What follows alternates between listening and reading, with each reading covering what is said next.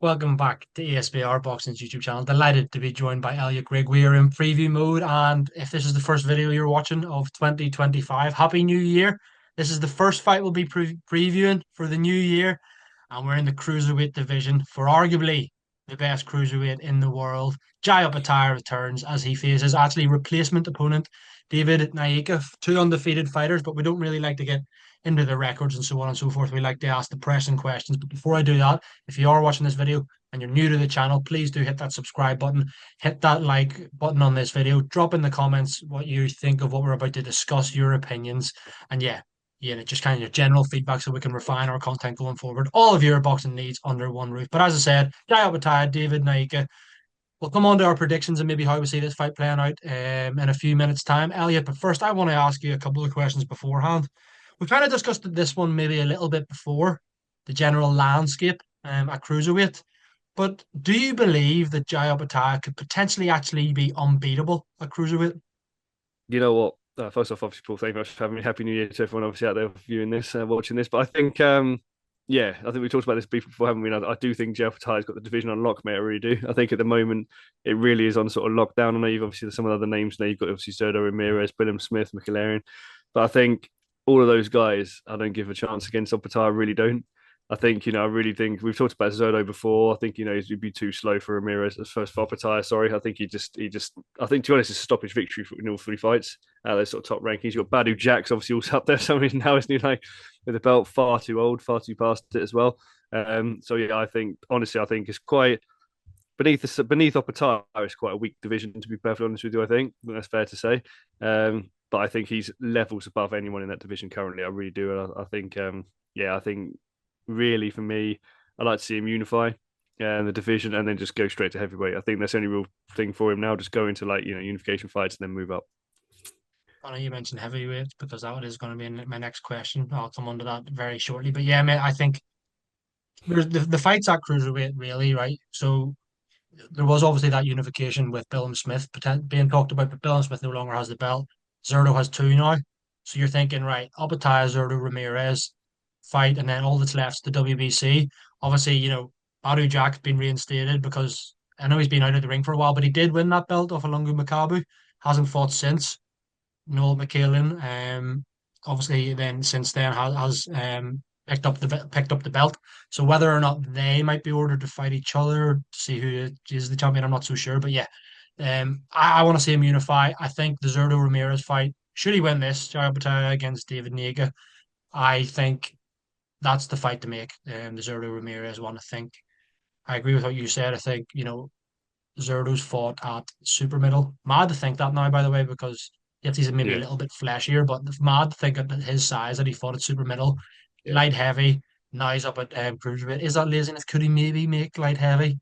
So that's a debate for another day. But yeah, I make Jai Opetaia a favorite against every other cruiserweight in the world, personally. And yeah, as you said, it would not be surprising me. It would not surprise me one bit if he was to secure stoppages against all of the aforementioned names as well, including Zerdo Ramirez. But yeah, interesting, mate. I hope he does unify, even become undisputed. Might be difficult to do, but you never know with the influence of His Excellency Turkey Al Sheikh and having, Opetaia having fought on a couple of those Riyadh season cards before, he might be able to pull a few strings and get that together for Mhm. Opetaia to become undisputed, if not definitely unify. And then, yeah, as you mentioned, move to heavyweight. He's maybe only 6'2". Um, but he seems a big puncher, Jai Opetaia. I think he's one of those. I don't know about you, but I think he's a 6'2", but seems bigger when he gets in the ring, like a almost like a presence thing. You compare that, like obviously Usyk's not huge and he's ruling the roost, and did rule was undisputed, obviously as well. At heavyweight, you've got Fury, who's supposedly 6'9". Joshua was like 6'6". Dubois the same. How does Opetaia fare against those four names I've mentioned, and maybe any of the other big kind of fringe heavyweight contenders? Beautiful question, Paul. I think for me, like you say, like 6'2", I think you 6'3". I suppose the thing for me really in this is if you're looking at prime, Usyk, prime Fury, prime Joshua, prime Dubois. What I'd probably say is I think Fury and Joshua would be too big for him if they're in their prime. But I look at it now, I think Usyk's what, 37, 38. You got like Fury's obviously knocking on a bit as well. And has shown it's recently kind of that he may be on the slide a little bit as well. Got hurt obviously by Usyk. I don't think necessarily a bigger puncher as Opetaia. So I actually think if that fight were to happen, it'd be a lot closer, I think. And then he also cut through Indian sparring as well. So I think you look at like that fight for me is probably could even be gettable for Jay Opetaia, really, at this stage. And Joshua as well. I think Joshua's a hard one for me because he's still got that power, But we've seen him obviously. He got obviously stopped by Dubois, but Dubois obviously got that power. But I think could Joshua blast him out there? Yes, but could Joshua also get maybe outworked by Jay Opetaia and lose a decision possibly as well? But I think to be honest with you, we'd need Jay Opetaia probably need. I mean, what did it take Usyk about a year, 18 months, 2 years to fill out a heavyweight? So he'd need probably that time. By which point Joshua would be older. I think the hardest fight in some ways would be Dubois, just because he's like younger, he's fresher, he's got a lot of power and his boxing ability is somewhat underrated. So I do think that by the time Jay Opetaia would transition to heavyweight, that would be the hardest fight for him. But basing that purely on age, like purely on Usyk being obviously a lot older by then, and the other guys being older by then. So he's definitely a lively opponent and a lively test for those guys. But I do think in their prime, I would still pick Usyk to beat him. I'd still pick Fury to beat him. I'd still pick Joshua to beat him in their prime. But if he gets them in a couple of years' time, I'd probably actually back up Opetaia, to be honest. I really would. In those against those three, other than Dubois, who I think has obviously got the power to stop him, but equally could lose a decision. But I think that's the closest fight. Yeah, Dubois is the interesting one because obviously the age factor, those other three, Joshua, Usyk, Fury, what, 37, 36, 35. By the time, if they were still hanging about, that Opetaia was to maybe fight them, as you said, grow into a fully fledged heavyweight. You know, he still has work to do at cruiserweight, so it could be 2, 3 years by the time we're talking about Opetaia as a heavyweight. By which stage, are those three big names, are they still going to be knocking about? Probably not. Probably not. I would hazard a guess. Dubois will be. Again, can't really predict the future. There were questions over Dubois' chin, his heart, blah blah blah. He's kind of squashed all of those, and looks like a formidable force for sure. And then, as you know, similarly, that kind of fringe level, Zhang will be a good bit older, but then you look at your Picolis of this world, maybe your Jagbas coming again, your Jared Anderson, yes, he suffered that loss, but coming again. These kind of names, Kabayal, I kind of people like that, Hergovich, if he came again, fighters of that, they're still up near the top of the division. All be acid test for Jaya Bataya. I think it's the size thing for me. He would be smaller than Mm. basically everyone he's fighting.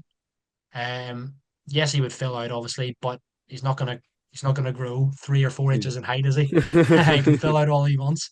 But yeah, it's an interesting one. I think he would be competitive, definitely. But I can't sit here and say, oh, he'd mop up at heavyweight as well. I just can't say that because I think Yeah. heavyweight boxing is completely different to basically every division. And the jump from cruiser to heavy, yes, Usyk made it look seamless and easy, but it isn't real. In reality, it's not that easy.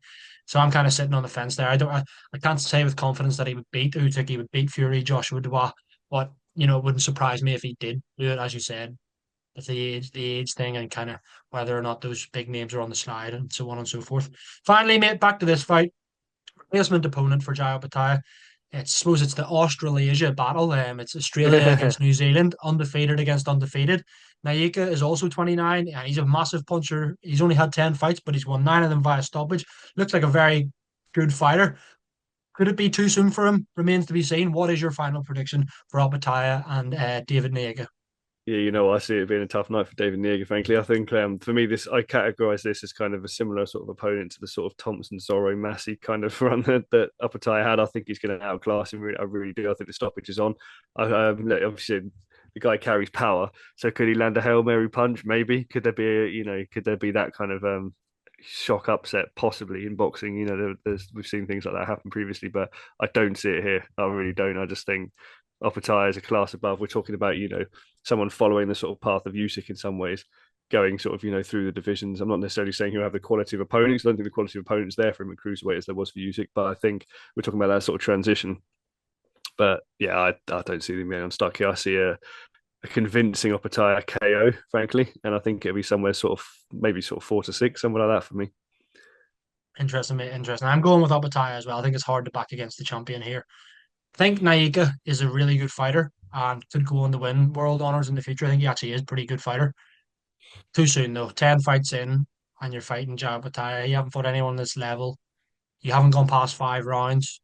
His only one that went the distance was a 5 round fight. Strange, but anyway, I just don't see any way in which he wins this. I think Opetaia wins. I also think he'll win via stoppage. Might go a little later than you. I'll go the 6 to 8 range. But yeah, we're both kind of saying that middle portion of the fight. I think Jai Opetaia will win. So I am in agreement with you, mate. We've got an agreement on the preview show. First one of 2025.